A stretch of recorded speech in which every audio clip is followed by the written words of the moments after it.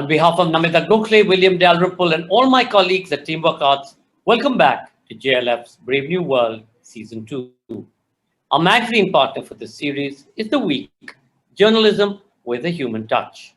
Our first session of the day is Into the Heart of the Himalayas, Jono Lineen in conversation with Prajwal Parajuly.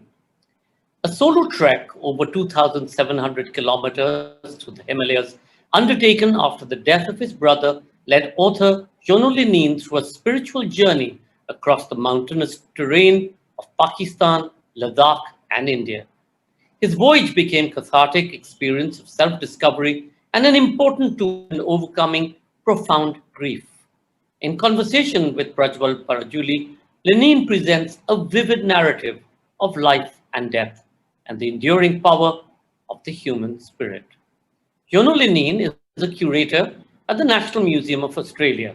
Dr. Lineen spent over 20 years traveling the world, working as a forester, deep-sea fisher, geologist, ski racer, mountain guide, humanitarian relief worker, and a writer. His books include Into the Heart of the Himalayas and Perfect Motion. Prajwal Parajuly hails from the former Himalayan kingdom of Sikkim. The Gurkha's Daughter, his best-selling collection of short stories, was a finalist for the Dylan Thomas Prize in the UK and a semi-finalist for the Story Prize in the United States. Land Where I Flee, his first novel, was longlisted for the Émile Guimet Prize and the First Novel Prize in France. He was on the jury of the 2018 Dylan Thomas Prize. As you're all aware, all our sessions are available to view on our Facebook page, JLF Litfest, and on our YouTube channel, Jaipur Litfest JLF. In case any of you drop off due to bandwidth issues, you can find us on our YouTube channel, Jaipur Litfest JLF. And of course, if we drop off, hang in there, we'll be right back. Ladies and gentlemen, into the heart of the Himalayas, Jono Lineen in conversation with Prajwal. Thank you, Sanjoy. I've spent the last 2 days devouring every word of Jono Lineen's Into the Heart of the Himalayas. I have marveled at his resolve to walk more than 2,500 kilometers of some of the world's most beautiful, if inhospitable, terrain. Lineen undertakes the walk to help make sense of his brother Garrett's death. Thoughts: Garrett died in a rowing accident a day before his 19th birthday. And his thoughts are always in Jono's mind as he traverses through what he calls the Muslim Himalayas, the Hindu Himalayas, and the Buddhist Himalayas.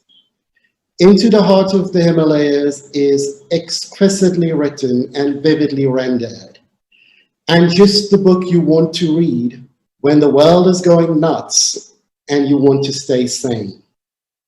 It is a meditation on life, death, and acceptance. Jono, it is an absolute pleasure to be in conversation with you. Welcome. Oh, wow. Prajwal, thanks for that beautiful introduction. Thank you for writing the book, Jono. Let's start by talking a bit about Garrett, your brother, and why you undertook the walk. You grew up in Belfast and on Vancouver Island. How did a brother's tragic death bring about a long walk halfway around the world? Yeah. Well, my brother Gareth was younger than me. He was 2 years younger. So he was the baby of the family. You know, in Ireland we would have called him the wee man. And him and I were quite close. You know, of course, as teenagers, we had lots of fights. We had lots of heated discussions. But him and I had spent time together working in the forest in northern Canada, and that had kind of forged this a relationship, you know, in some ways built on adversity. So his death, of course, was completely unexpected and incredibly tragic for the family. You know, my parents split up after Gareth died. I mean, it showed all of these fault lines that had been there for many years and no one could really picture. So, you know, When he died, a lot of things happened. Like I said, my family kind of split apart in a way. At the same time, I was a full-time ski racer in Europe. I'd been training for the Olympics, and actually 2 days before his death, I was told that I wouldn't get to ski the race that I was supposed to race in the Olympics. I would go there as a reserve. And that was incredibly frustrating for someone who had trained and devoted their life for 10 years in a particular sport. And then, of course, Gareth was gone, and Gareth was a key component of that puzzle that was my perception of family. So in the space of a week there, my life fell apart in a way. And that really led to 2 years of what I would call now a downward spiral, sex and drugs and booze, and really no long-term thinking. In a lot of ways, I'd lost a lot of faith. I'd lost faith in some ways in the future. I'd lost faith in humanity, because, these things, Gareth's death was so completely unexpected. I mean, how could I even imagine what would be happening tomorrow, never mind 2 years from now? And in a lot of ways, I also lost faith in myself because, of course, I'd been a professional ski racer and I hadn't completed on my final goal. But at the same time, I was drinking a lot, and I was losing self-respect. So all of this kind of combined to create, as I said, a downward spiral. And really, when I got to the bottom of that spiral, it was a dream from my childhood that started to pull me out of it. And that dream was related to when we were kids growing up in Belfast in Northern Ireland. And every Saturday, my mom used to take us down to the local library. And we loved that trip because that's when, of course, this is a long time before Netflix or Apple TV or anything. We would go to the library and get our books for the week.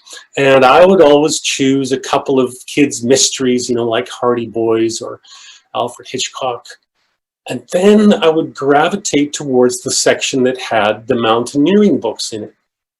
And I don't know why that was. I just had this fascination with those books. And those books always had that photo insert in the center of the book. And in there would be pictures of men and women way up in the Himalayas, Kanchenjunga, Amadablam, Everest, Annapurna, Nanda Devi, all of these mountains, people up there on these peaks in these puffy, bright jackets, surrounded by titanium white snow and these incredible peaks flowing off into the distance, and above them just this crystal clear sky. And that was completely the opposite to the Belfast that I was growing up in, because Belfast at that time was immersed in a civil war, what was called the Troubles. And Belfast is a rainy place. It's an old industrial city, so you had gray skies and gray buildings and the soldiers in the streets all wearing khaki uniforms. And there I would go to the library and open up this book and see this image of transcendence in a way, because these men and women were above the clouds. They were moving towards the heaven with purposes. And so I always had this dream in the back of my mind about the Himalayas. And as I said, when I reached the bottom of that downward spiral, the dream came back, and I decided that I wanted to go to the Himalayas and try and find that dream again. And so I was very fortunate. I had a good job as a forester in Canada. So I saved up my money and I got onto an Air India flight from Vancouver to Delhi, and then I got on a bus and a train, and I arrived in Ladakh. And I tell you, that place did not disappoint. I went there for one season of trekking because people had told me about this place, and I went for one season of trek, and I ended up spending 8 years there in the Himalayas. And I guess, Prajwal, your original question is, why did I undertake this trek? And the truth is that As I said, I spent a lot of time in the Himalayas and India, and I was really immersed in the culture and the religion, especially in Ladakh. And I was a young guy, you know, I was in my 30s, I was full of ego, I was strong, I was fit. And I thought back again to those climbers in the books from my childhood. I thought, I want to be one of those guys. I want to be the first guy to walk from Pakistan to Nepal through the Western Himalayas. And so, you know, that was, of course, the superficial reason why I undertook this trek. But I think you know from reading the book, Prajwal, that the way it developed was completely different. Yeah, completely different. It's a fascinating account. I loved every page of it, and I will reread it. You know, Jono, I come from the Himalayas myself. My dad's family comes from Kalimpong near Darjeeling. My mom comes from Nepal. I grew up in Sikkim, and I trek a fair bit myself. But I've never trekked the Himalayas alone. You chose to do it by yourself. Is there a reason for it? Wow, that's an interesting question, Prajwal, because trekking solo is a very, very different experience than trekking in a group. In a group, you have some sense of security. There's people there who, you know, if you fall down, people will come and find you. They'll come and get you. You know, if you get into the camp in the evening and you're really tired, your friends will help set up your tent and get the camp ready. When you're alone, you have to be completely reliant on yourself. But at the same time, you are very, very reliant on the people that you come in contact with.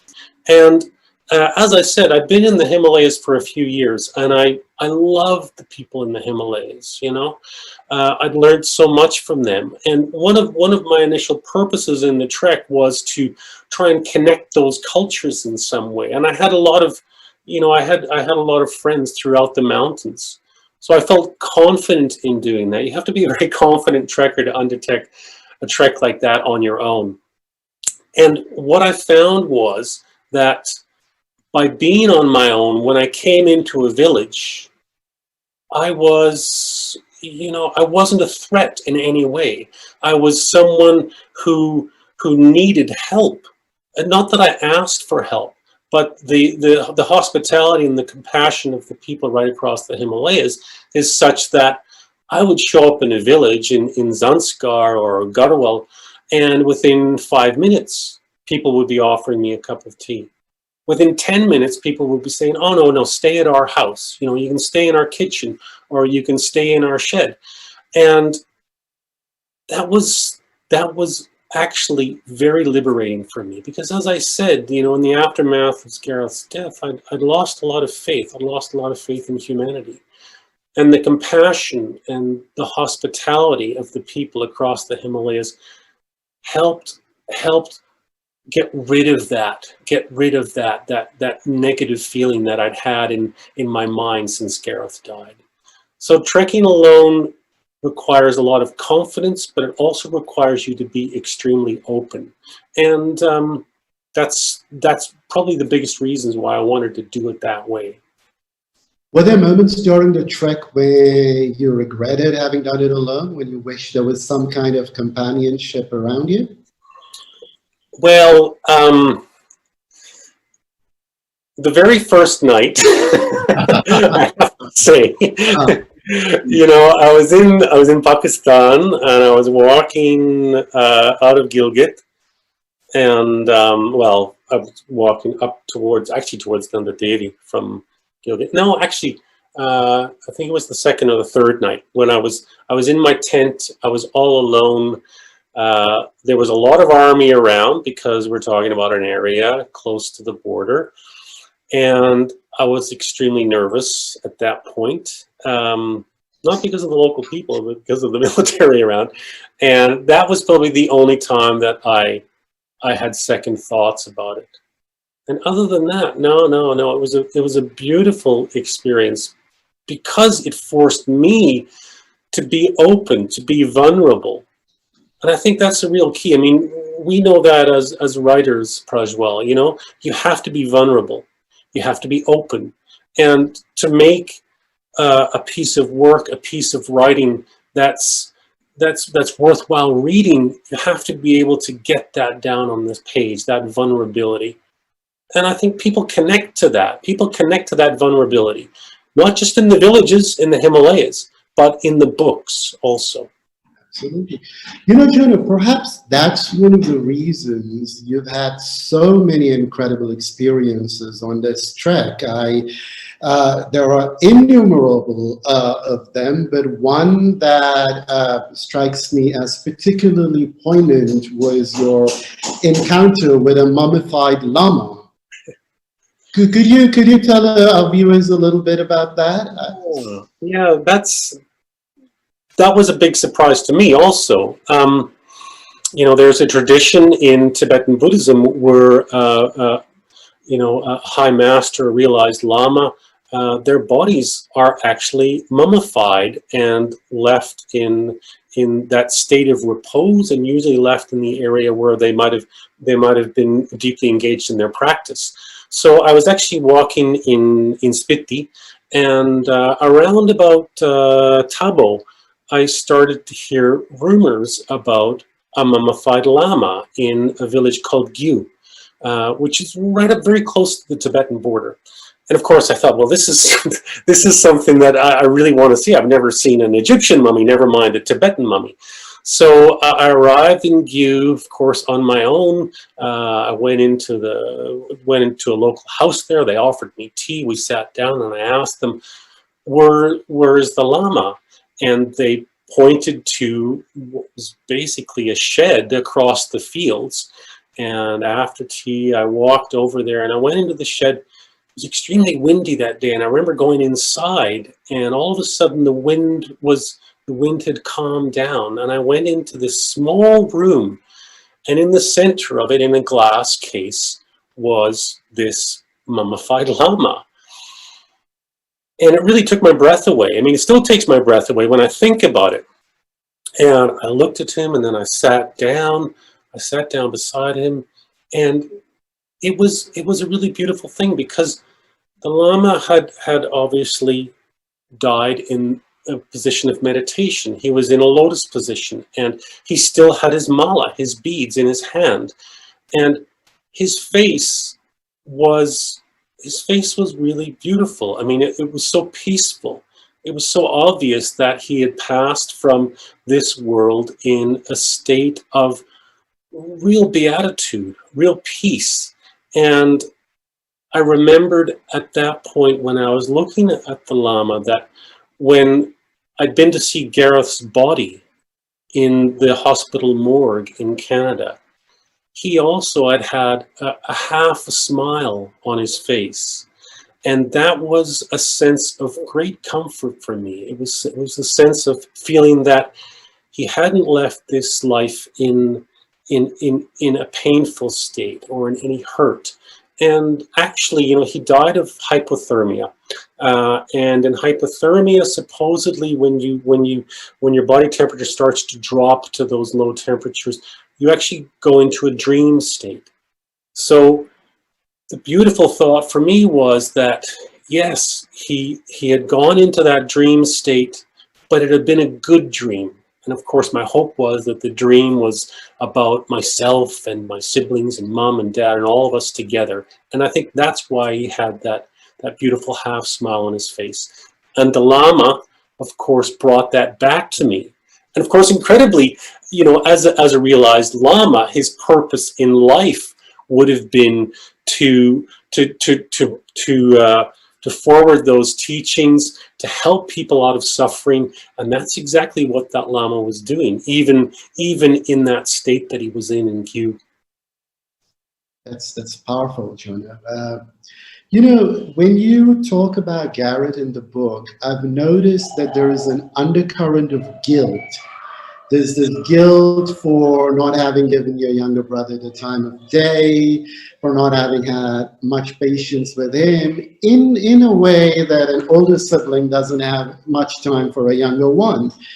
Have you made peace with that now? Where do you stand in your thoughts about Garrett, and how much of the walk helped you come to that place? Well, yeah, let's start with guilt. I think most people who have siblings may have a little bit of guilt about how they treated each other in teenagehood. I'm a father. I have two sons, and they fight all the time. And sometimes when they have a particularly vociferous argument, I will take them aside and I will say, you only have one brother. Treat them with respect. And of course, that's going back to my memories of Gareth, because there were times when I didn't treat him with the respect that he deserved. Now, my older brother and I, of course, are best friends now. And I'm sure that if Gareth is alive, then of course we would be great friends too.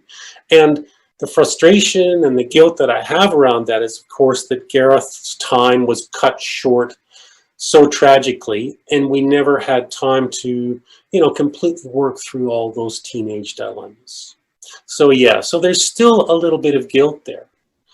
But what the walk did for me was give me the ability to look at Gareth in so many different ways.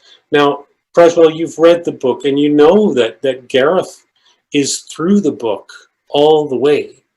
And that's intentional, but it didn't happen in the first drafts. I had to get there. I had to get to the point where I realized that Gareth was a key component of this story. I mean, incredible that actually occurred, that I couldn't get it off the start. But when I did realize that, then of course, Gareth became that component that I was able to look at again and again. And so many of those magical experiences that occur in the book do have resonances and echoes with experiences that I've had with Gareth earlier. So I think, the key for me is that the walk in a way was a very long darshan with Gareth in a way. I was able to look at him the way that some people might look at, a statue of Shiva, or look at the mountains in a particular way. Gareth was with me all the time, and I could look at him from many different angles and many different directions and get a more complete idea of what he was for me when he wasn't alive anymore. And so, interestingly, of course, I didn't completely realize that during the walk, and even right after the walk. It took me many years to kind of get to that stage where, of course, as I said, Gareth became the key component of the story. Very long darshan with Gareth. That's beautiful.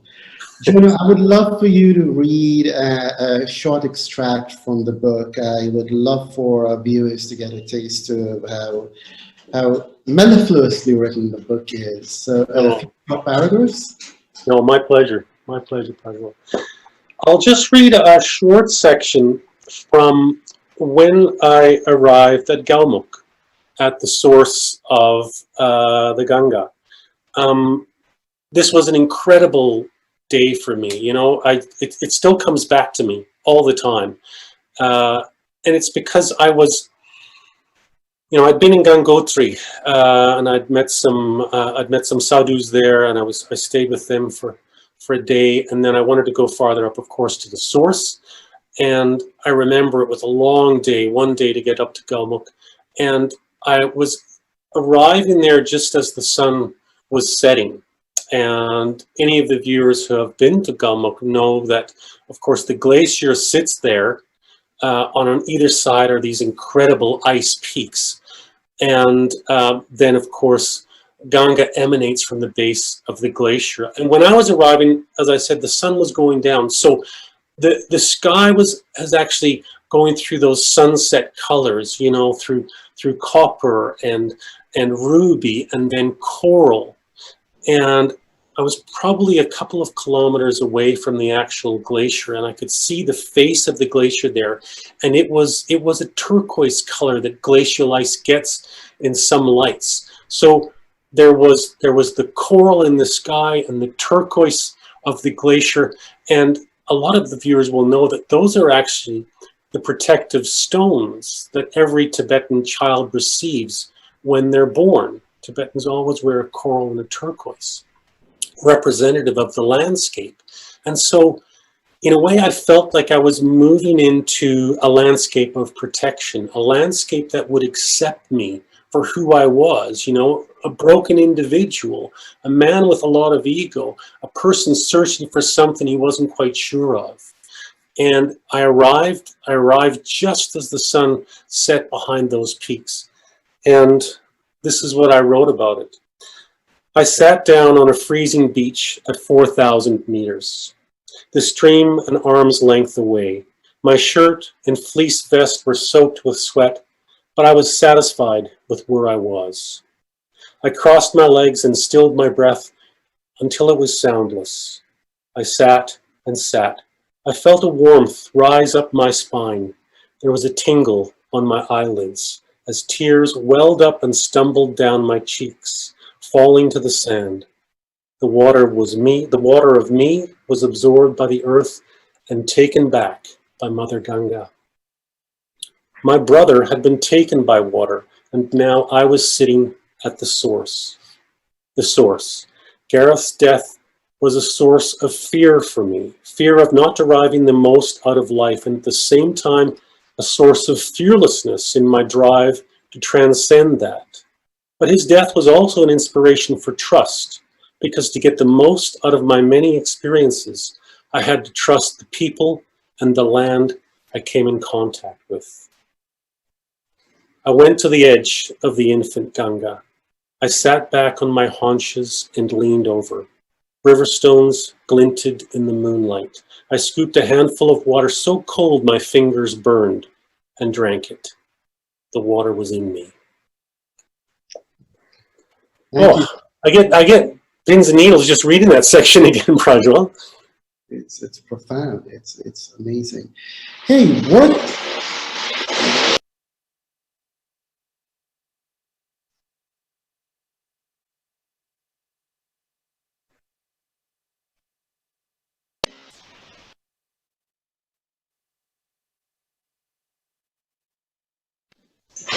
What is it about walking, Jono, that makes us wiser, that makes problems go away, that makes us better people? Could you talk about that a bit?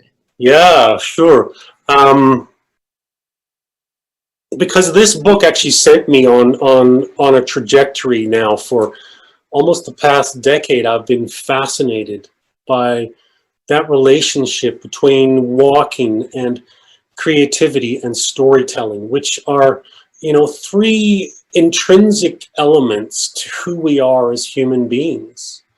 You know, when we talk about wisdom, what is wisdom? You know, wisdom is it's not really book knowledge. You know, wisdom is actually about adaptability. The strength of Homo sapiens, the strength of us human beings, is our ability to adapt to changing environments. That's why we are here on this planet as, for better or worse, the dominant species, because we've adapted to environments around us and drawn the best out of those.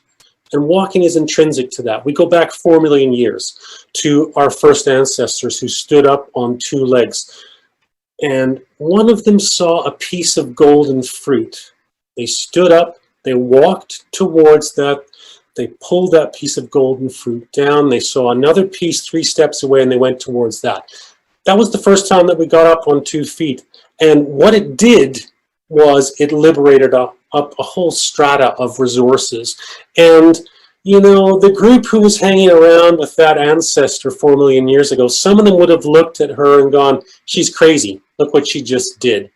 You know, she's done everything wrong. Other people would have looked at her and gone, wow, look what she just did. She opened up an entire area of resources that we can now utilize. So walking right there indicates the start of creativity. Now, when we follow through on that, we realize that the more and more that we started to walk, of course, what happened was what had been forepaws were transformed into hands, and those hands became the mediums through which we could create stone tools. And stone tools are the first physical evidence of creativity in human beings. So right there, we have this very long relationship between walking, bipedalism, and creativity. And that relationship took a huge leap forward about 2.5 million years ago when human beings got an appetite for protein. And when we got that appetite for protein, of course, we realized that the most concentrated forms of protein are animals.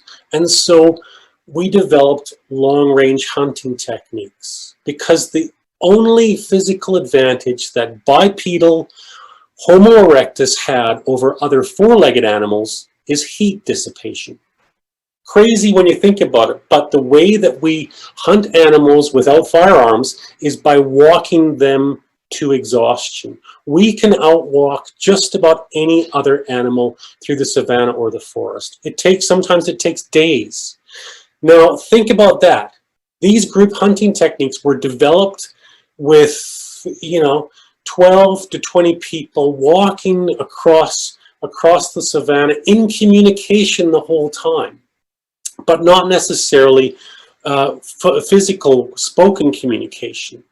That means that we developed this almost a nonverbal type of communication between everybody in the group, but also between the good hunters and the animals. If you want to track an animal across the savannah, you have to think like an animal. You have to transcend yourself. You have to get out of your own body and think like what you are hunting.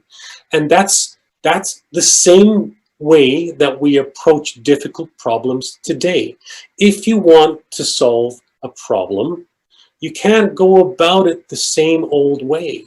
You have to think out of it in a new light. You have to get out of yourself.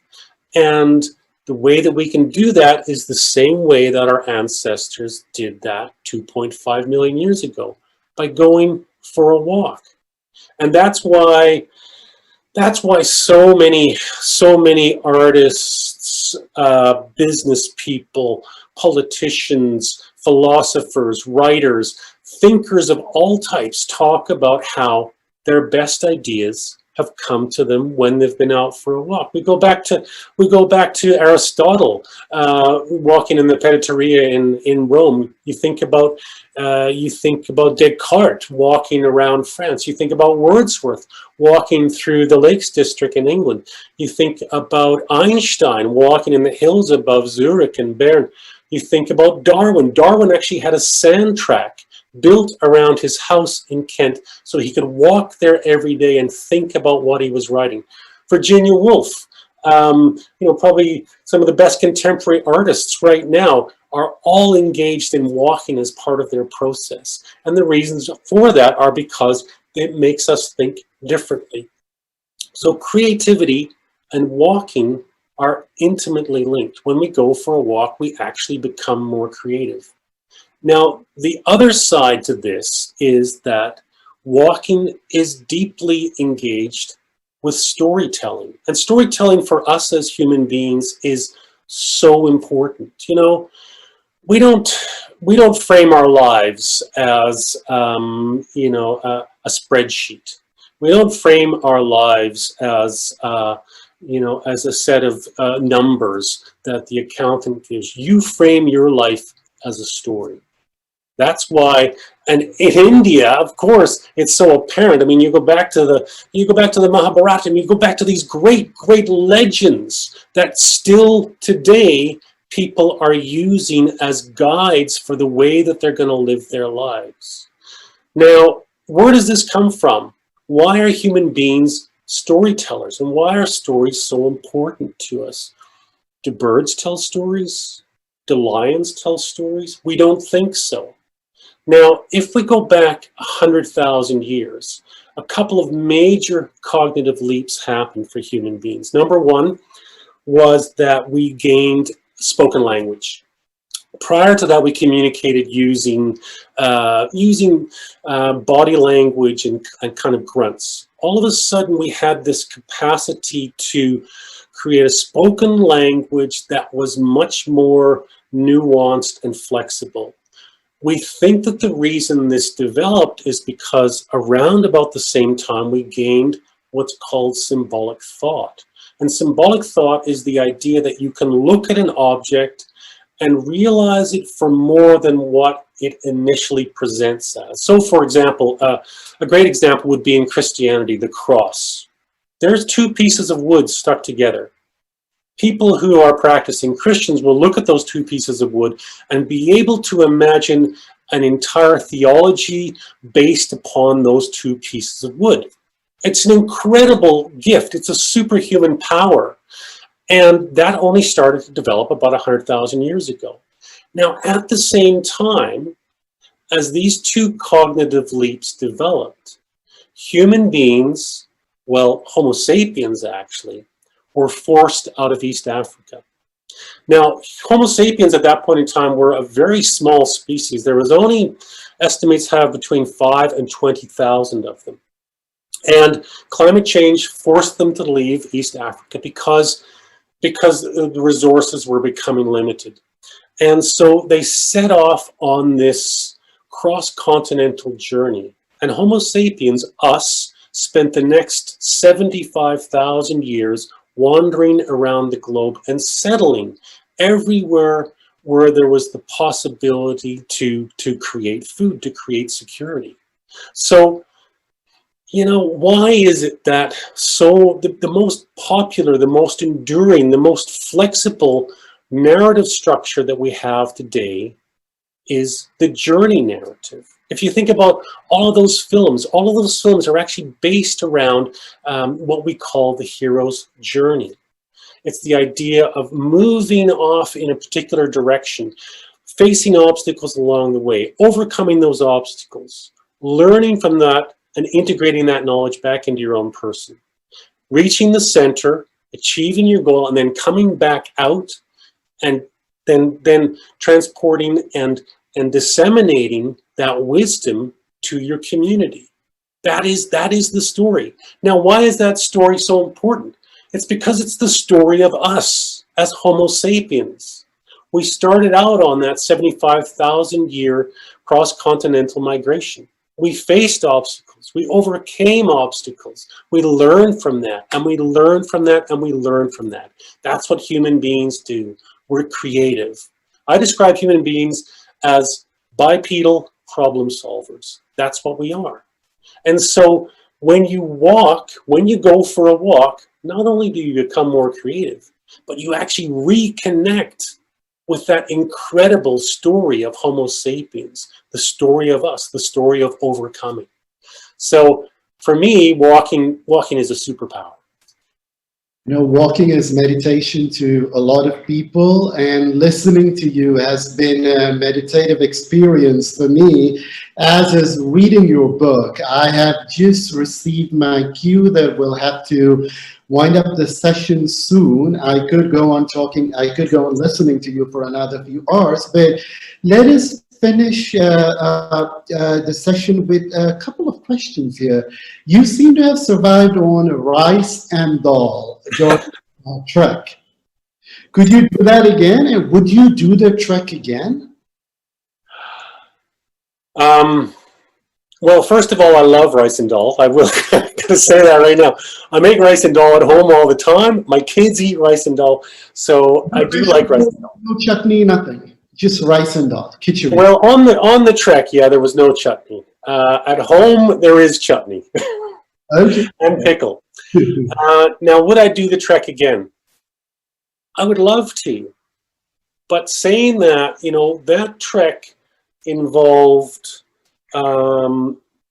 was walking 30 to 40 kilometers a day, every day, in, out, with a 20-kilo pack on my back, most of it between 3,000 and 4,000 meters. So that is a pretty tough ask. So I would like to do it again, but I would have to take at least twice as long to do it now.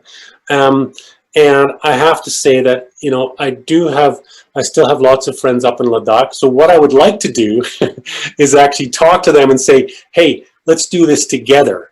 And then, we would do it as a group. And of course, it would be completely different then, because as I said earlier, when you're trekking alone, solo, it opens up the world to you. But I learned so much from the trek that in a way I wouldn't want to do it the same way again, because I'd be worried. I'd be worried that I might spoil that memory in some way. It's a very, very good way of looking at it, Jono. Could you possibly show us the jacket of the book? I've read the book. I read it in ebook form. That is Into the Heart of the Himalayas, viewers, published in India by Speaking Tiger Books, in Australia by Melbourne University Press. Do read it, do buy it, do harass Jono with questions after you've read it. And thank you for this excellent section. And thank you for your great book. I hope our paths cross soon, Jono. Thank you so much. Oh, Prajwal, thank you so much. And thanks to JLF. This has been a real pleasure and an honor. And definitely, I hope that we meet again, Prajwal. Thank you. Thank you, Jono. Thank you, Prajwal, for that beautiful conversation about the Himalayas, about heartbreak, and about healing and man's endurance. Thank you all for watching and being such a great audience. We're sorry we couldn't take any questions from you today. And we hope you enjoyed this conversation. We'll log back on at 8:30 p.m. for our next session on JLF's Brave New World, Chosen Spirits, Samit Basu, in conversation with Dipanjanan Pal. In a fraught world of climate change, 24-hour surveillance, and the degeneration of the public and private self, author and screenwriter Samit Basu's most recent book, Chosen Spirits, paints a disturbing picture of present realities. The book was shortlisted for the 2020 JCB Prize for Literature. Meanwhile, given the large-scale need for financial assistance in the cultural sector, Teamwork Fine Arts Society is curating a multi-arts charity event, I Believe Art Matters, on 4th of October, starting 5 p.m. The initiative aims to raise financial support and resources for artists and artisans and celebrate their craft and tradition by bringing their stories to the forefront. I Believe Art Matters is being hosted by actor Shabana Azmi and Manoj Bajpayee and will premiere on Facebook and on YouTube. They will weave together performances for approximately 5 hours with over 450 featured artists, including A.R. Rahman, Salim Sulaiman, Shekhar Rabjiani and the Shillong Chamber Choir, Dr. L. Subramaniam, Kailash Kher, Raghu Dikshit, Indian Ocean, Shabnam Birmani, Advaita, Usha Uttab, Selva Ganesh, Shivamani, Viku Vinayak Ram, and so many more. Please remember to log on at 5 p.m. on 4th of October, Sunday. Meanwhile, look forward to seeing you at 8:30 p.m. Indian Standard Time for the next session of JLF's Brave New World.